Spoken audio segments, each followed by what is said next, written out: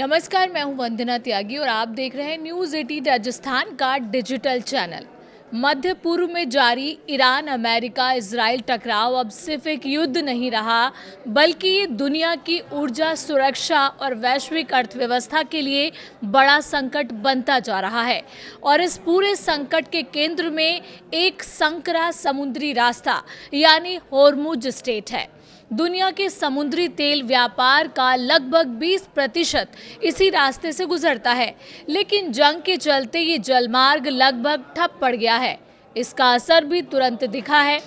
कच्चे तेल की कीमतें बढ़कर लगभग $100 प्रति बैरल तक पहुंच गई हैं, जबकि युद्ध से पहले की कीमत 68 से $70 प्रति बैरल के आसपास थी। यानी कुछ ही हफ्तों में तेल बाजार में बड़ा झटका लग चुका है। अब सवाल ये उठ रहा है कि क्या ये संकट अमेरिका के राष्ट्रपति डोनाल्ड ट्रंप के लिए राजनीतिक और रणनीतिक मुश्किल बनता जा रहा है। ट्रंप ने साफ कहा है कि अमेरिका हर हाल में होर्मुज स्ट्रेट को खोलेगा। उन्होंने चीन, फ्रांस, जापान, दक्षिण कोरिया और ब्रिटेन जैसे देशों से इस रास्ते की सुरक्षा के लिए अपने युद्धपोत भेजने की अपील की है। लेकिन दूसरी तरफ ईरान भी पीछे हटने के मूड में नहीं दिख रहा है। ईरान के विदेश मंत्री अब्बास अरागची का कहना है कि होर्मुज स्ट्रेट पूरी तरह बंद नहीं है, बल्कि ये सिर्फ दुश्मन देशों के जहाज़ों के लिए बंद किया गया है। इस बीच भारत के लिए थोड़ी राहत की खबर है। भारत सरकार ने बताया है कि एलपीजी को लेकर 2 जहाज़ शिवालिक और नंदा देवी होर्मुज स्ट्रेट से गुजर चुके हैं और भारत पहुंचने वाले हैं। ये खबर इसलिए अहम है क्योंकि देश में एलपीजी संकट की खबरें सुर्खियों में हैं।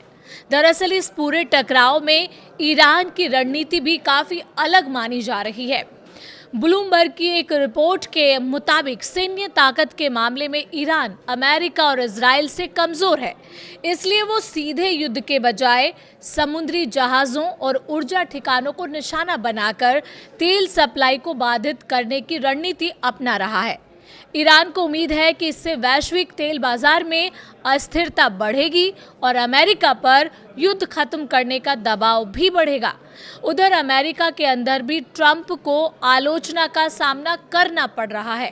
पेट्रोल पंप पर ईंधन की कीमतें तेजी से बढ़ रही हैं और आर्थिक विशेषज्ञों का कहना है कि अगर तेल के दाम इसी तरह बढ़ते रहे तो वैश्विक अर्थव्यवस्था को बड़ा नुकसान हो सकता है।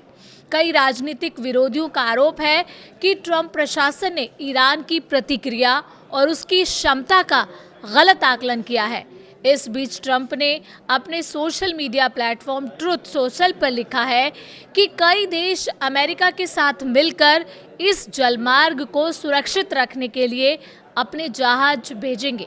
उन्होंने दावा किया है कि अमेरिका पहले ही ईरान की सैन्य क्षमता का 100% नष्ट कर चुका है, लेकिन उन्होंने ये भी माना कि ईरान के लिए ड्रोन भेजना, समुद्री बारूदी सुरंग बिछाना या कम दूरी की मिसाइलें दागना अब भी आसान है। इस युद्ध में ऊर्जा ढांचे को भी निशाना बनाया जा रहा है। अमेरिका और इजराइल ने ईरान के खार्ग द्वीप पर 90 से ज़्यादा सैन्य ठिकानों को तबाह करने का दावा किया है। ये वही द्वीप हैं जहां से ईरान के लगभग 90% तेल निर्यात होता है। हालांकि ईरान का कहना है कि उसके तेल ढांचे को कोई नुकसान नहीं हुआ है। ईरान ने चेतावनी दी है कि अगर उसके ऊर्जा क्षेत्र पर हमला हुआ तो वो अमेरिका से जुड़े सभी ऊर्जा ठिकानों पर हमला करेगा। तनाव के बीच यूएई के फुजैरा बंदरगाह पर भी हमला हुआ है। ये ओमान की खाड़ी में स्थित मध्य पूर्व की सबसे बड़ी ऑयल सुविधाओं में से एक है। इस हमले ने ये संकेत दिया है कि सिर्फ होर्मुज स्ट्रेट ही नहीं, बल्कि उसके विकल्प भी सुरक्षित नहीं है। दरअसल होर्मुज स्ट्रेट इतना अहम है कि अमेरिकी ऊर्जा सूचना प्रशासन के मुताबिक हर महीने करीब 3000 जहाज इस रास्ते से गुजरते हैं। 2025 में रोजाना लगभग 2 करोड़ बैरल तेल इसी रास्ते से होकर गुजरा, जो सालाना करीब $600 अरब के ऊर्जा व्यापार के बराबर है। ये तेल सिर्फ ईरान का नहीं, बल्कि इराक, कुवैत, कतर, सऊदी अरब और यूएई जैसे कई खाड़ी देशों का होता है।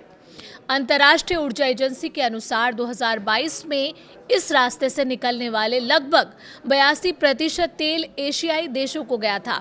यानी अगर ये रास्ता लंबे समय तक बाधित रहता है तो इसका सबसे बड़ा असर एशिया की अर्थव्यवस्थाओं पर पड़ेगा।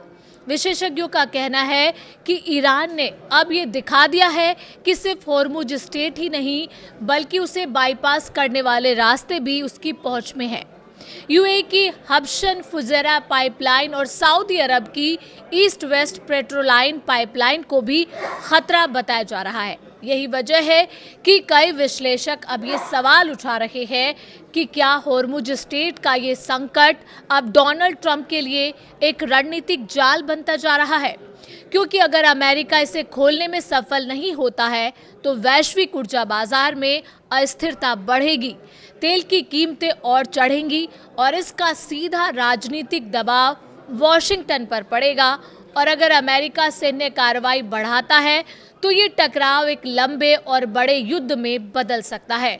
यानी फिलहाल सवाल सिर्फ इतना नहीं है कि होर्मुज स्ट्रेट खुलेगा या नहीं, असल सवाल ये है कि क्या ये संकरा समुद्री रास्ता अब अमेरिकी और खासकर ट्रंप की रणनीति की सबसे बड़ी परीक्षा बन चुका है।